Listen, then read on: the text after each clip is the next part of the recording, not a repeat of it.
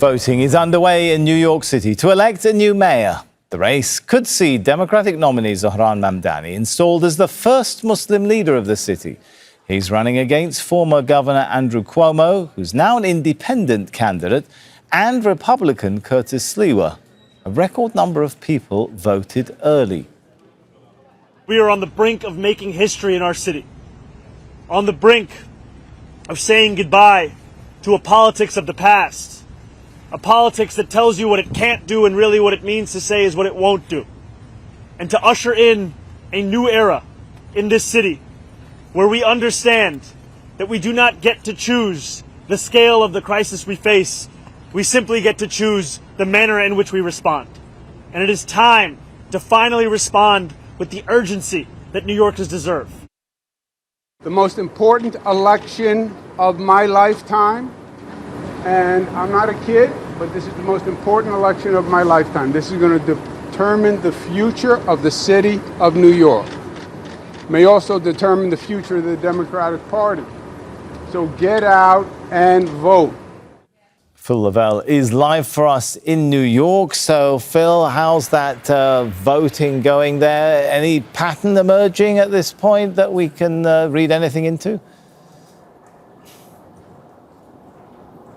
Not at the moment. I mean, we're seeing people turn up. And although if you look at it right now, I mean, it looks pretty quiet. It's a very steady stream. But don't be deceived. That's because a lot of people did vote early. Like you said, record numbers. 4 times as many people voted early in this election compared to the last mayoral election. And by the end of Saturday, I believe it was, because there was a week of voting, early voting, nearly 750,000 people had cast their ballots. And they're expecting by the end of the day, so 9 p.m. local time when ballots close, for some 2 million people to have cast their vote. And that is way more than any other election outside of a presidential election here. And what we've seen over the last few weeks, months, is 2 men with very different strategies going for that job of mayor. So you've got Zohran Mamdani, who's a young guy, he's 33 years old, very much of the TikTok, Instagram generation, and he's really lent into that. And those who support him, even some of those who criticize him, say he's really managed to nail that strategy because he's been on the subway, he's been doing very short form videos, walking through the subway,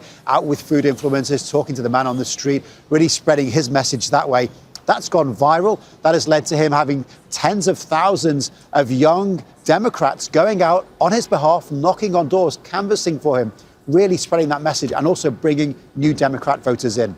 Andrew Cuomo is a bit more traditional. He's an older guy. So he's spent tens of millions of dollars on television advertising, on mail-outs, and attending those community events to try to spread his message. So you've got 2 very different strategies. You've got one man who's trying to bring in new voters and one man who's really trying to wring out as many votes from those people who are already registered to vote.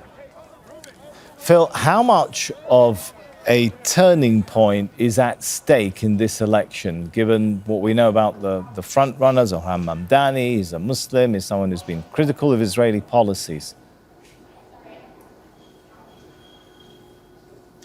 Well, I mean, it's a lot of people watching to see what this means for the future of the Democrats, right? I mean, remember, Donald Trump won the election last year. You've had the Democratic Party that has been running around. I saw one critic refer to it as a body walking around in all different directions with no head. So people are looking to see where the Democrats go. And obviously, we've got the midterms in a year. Now, what happens in New York is very unique because, remember, this is a very Democratic city. So it's almost certainly going to vote for a Democratic mayor, or if it doesn't vote for a Democratic mayor and it goes for Andrew Cuomo, it's going to go for an independent who is a Democrat at heart. The feeling is that Curtis Sliwa is not somebody that is going to really stand much of a chance. But people are waiting to see what the Democrats do in response to this.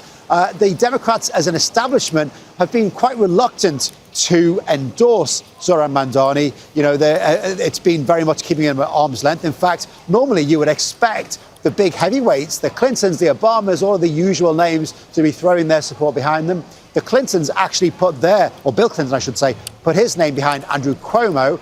The Obamas haven't endorsed Zohran Mamdani, although they've kind of given him a seal of approval in the sense that Obama has said that he'll allow himself to be used as a sounding board. But remember also, these jobs, mayor, tend to sometimes lead to governor's jobs. There's a lot of political ambition. Zohran Mamdani can never run for president because he's a naturalized US citizen, but he's not American born. So there is that to remember too. He will only ever really be able to stay in the kind of lower league, as it were. He'll never be able to go for the top job. But like I say, a lot of people watching to see what it means. And he would be the first Muslim mayor of New York.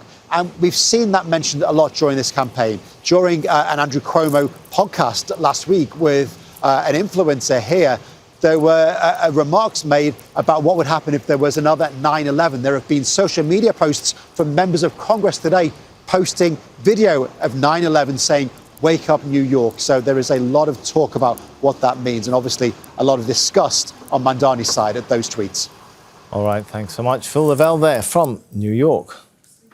Don't miss out. Get the full picture. Subscribe to Al Jazeera for reliable news and expert insights. Like, share, stay ahead.